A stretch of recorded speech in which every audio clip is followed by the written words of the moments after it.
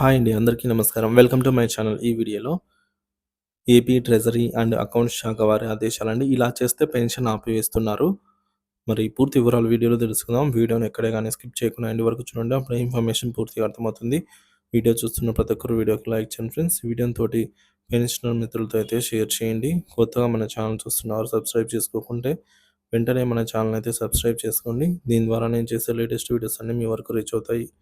ఇక ఆలస్యం చేయకుండా వివరాల్లోకి అయితే వెళ్ళిపోదాము. ఏపీ సర్వీస్ మరియు ఫ్యామిలీ పెన్షనర్లపైన డిఆర్ పంపిణీ విధానాలు మరియు పరిష్కారాలు. పెన్షన్ వ్యవస్థలోని డిఆర్ నిబంధనలు. ఆంధ్రప్రదేశ్ ప్రభుత్వం సర్వీస్ పెన్షన్ మరియు ఫ్యామిలీ పెన్షన్ పైన డిఆర్ పంపిణీకి ప్రత్యేక నిబంధనలు అమలు చేస్తోంది.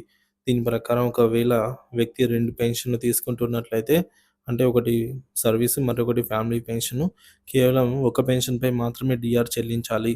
అలా అయితే ఈ నిబంధనలు కొన్ని సబ్ ట్రెజరీ కార్యాలయాలు పాటించటం లేదు.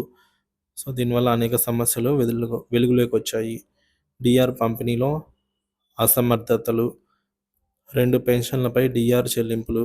కొంతమంది సర్వీస్ పెన్షన్ తీసుకోవడమే కాకుండా భర్త లేదా భార్య ఫ్యామిలీ పెన్షన్ కూడా పొందుతున్నారు. కొన్ని సబ్ ట్రెజరీ కార్యాలయాలు ఈ 2 పెన్షన్లపై కూడా డిఆర్ఎస్ రిలీఫ్ అయితే చెల్లిస్తున్నాయి. ఇది ప్రభుత్వం నిబంధనలకు పూర్తి వ్యతిరేకం. రెండోది పెన్షన్ నిలుపుదల. సమస్య తేలికగా పరిష్కరించవలసినప్పుడు ఫ్యామిలీ పెన్షన్ నిలుపుదల చేయడం వంటి చర్యలు తీసుకోవడం నిబంధనలకు విరుద్ధం. ఫ్యామిలీ పెన్షన్ నిలుపుదల చేయడం వల్ల పెన్షనర్లు ఆర్థిక ఇబ్బందులు ఎదుర్కొంటున్నారు. DR recovery. మూడోది, తప్పుగా చెల్లించిన డిఆర్ను రికవరీ చేయాల్సిన అవసరం ఉన్న చాలా ట్రెజరీలు రికవరీ ప్రక్రియను మొదలుపెట్టడం లేదు. కొంతమంది అధికారులు ఫ్యామిలీ పెన్షన్ నిలుపుదల చేయడం ద్వారా సమస్యలను ఎదుర్కొంటున్నారు. ఇది పెన్షనర్లకు అన్యాయం చేసినట్లే. ప్రతిరూపాలు మరియు ఉదాహరణలు. జగంపేట అంటే ఉదాహరణకండి, జగ్గంపేట ఎస్టీఓలో ఏం జరిగిందంటే, ఒక విశ్రాంత ఉపాధ్యాయురాలు సర్వీస్ పెన్షన్తో పాటు భర్త యొక్క ఫ్యామిలీ పెన్షన్ కూడా పొందుతున్నారు. ఈ 2 పెన్షన్లపై డిఆర్ అయితే చెల్లించబడింది. సబ్ ట్రెజరీ అధికారుల దృష్టికి తీసుకెళ్లిన తర్వాత అదనంగా చెల్లించిన డిఆర్ను రికవరీ చేసి కేవలం సర్వీస్ పెన్షన్ పైన మాత్రమే డిఆర్ కొనసాగించాలని అన్నారు. సో, ఫ్యామిలీ పెన్షన్ నిలుపుదల చేయకుండా సమస్యను సరిచేయడం సరైన పరిష్కారంగా అయితే నిలిచింది. మరొకటి ప్రకాశం జిల్లా ఉదంతం. ఒక ఉపాధ్యాయుడు భర్త ఫ్యామిలీ పెన్షన్తో పాటుగా సర్వీస్ పెన్షన్ పొందుతూ రెండింటిపైన డిఆర్ పొందారు. వీరి ఫ్యామిలీ పెన్షన్ 6 నెలల పాటు నిలుపుదల చేయబడింది. అధికారులు సమస్యను పరిష్కరించినప్పటికీ ఈ ఆలస్యం పెన్షనర్లకు ఆర్థిక ఇబ్బందులను అయితే కలిగించేసింది. చిత్తూరు జిల్లా సమస్య అండి. చిత్తూరులో ఇలాగే జరిగింది. ఒక పెన్షనర్ 10 నెలల నుంచి ఫ్యామిలీ పెన్షన్ నిలుపుదల కారణంగా తీవ్ర ఇబ్బందులు ఎదుర్కొంటున్నారు. అధికారుల నిర్లక్ష్యం వల్ల సమస్యకు వెంటనే పరిష్కారం లభించలేదు. ఈ విధంగా సమస్య పరిష్కారం కోసం సూచనలు. ప్రభుత్వం నిబంధనల అమలు. సంబంధిత సబ్ ట్రెజరీ కార్యాలయాలు డిఆర్ నిబంధనను ఖచ్చితంగా అమలు చేయాలి. 2 పెన్షన్లపై డిఆర్ చెల్లింపు తప్పని పరిగణించి చర్యలు తీసుకోవాలి. రికవరీ విధానం. తప్పుగా చెల్లించిన డిఆర్ మొత్తాన్ని రికవరీ చేయాలి. ఒకేసారి మొత్తాన్ని రికవరీ చేయడం కాకుండా ఈ విధంగా ఇన్స్టాల్మెంట్ ద్వారా అయితే, అంటే విడతల వారీగా రికవరీ చేయడం ద్వారా పెన్షనర్పై ఆర్థిక భారం తగ్గవచ్చు. ఫ్యామిలీ పెన్షన్ నిలుపుదల చేయకూడదు.